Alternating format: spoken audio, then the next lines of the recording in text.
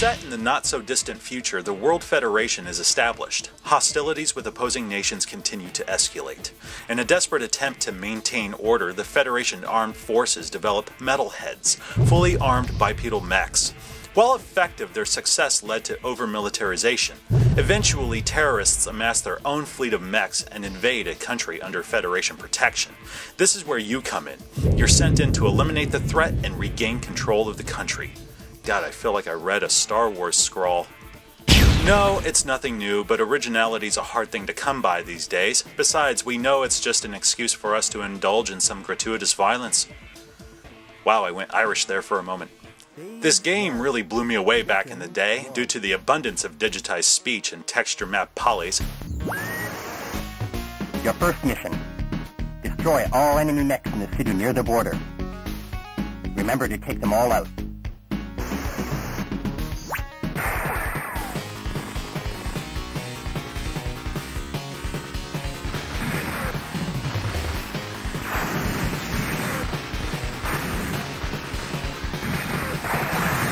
Even then I knew it was a tremendous feat trying to cram that much info in a cartridge, so I applaud Sega for their efforts.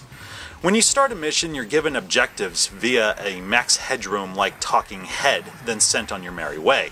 Most of the time you simply have to blow the shit out of anything that opposes you. Every now and then you may have a mission where you do some reconnaissance or shut down a generator, but they're few and far between.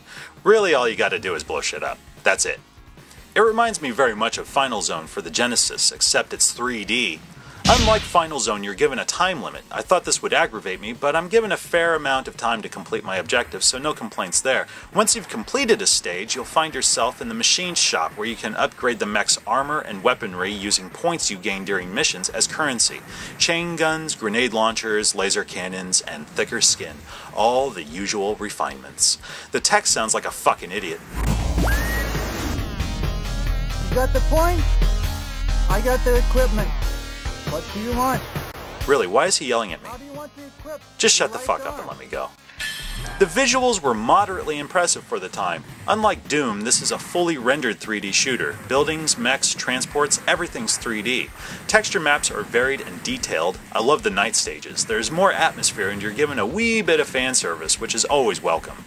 There's a downside or two. Draw distance is shallow, which is unfortunate. This isn't so distracting during night missions and such, but it's annoying all the same. The frame rate is far more irritating. It's not painful to look at or anything, I just feel as if I'm trudging through molasses, even while running. Explosions are underwhelming, seriously, look at this. These mechs shatter into a few pieces and blow up when they hit the ground. Not something I'll pop wood for, still it doesn't keep me from enjoying myself.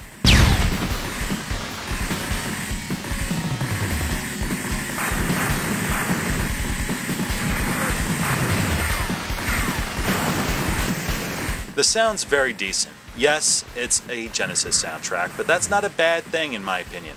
There's a lot of energy and it keeps me moving. The digitized speech is great. I don't feel like I'm listening to a shitty EVP or something. It's clear and intelligible, as it should be. We have confirmed the destruction of the generator. Evacuate the area. Bravo. The sound effects kinda suck, and not in a good way either.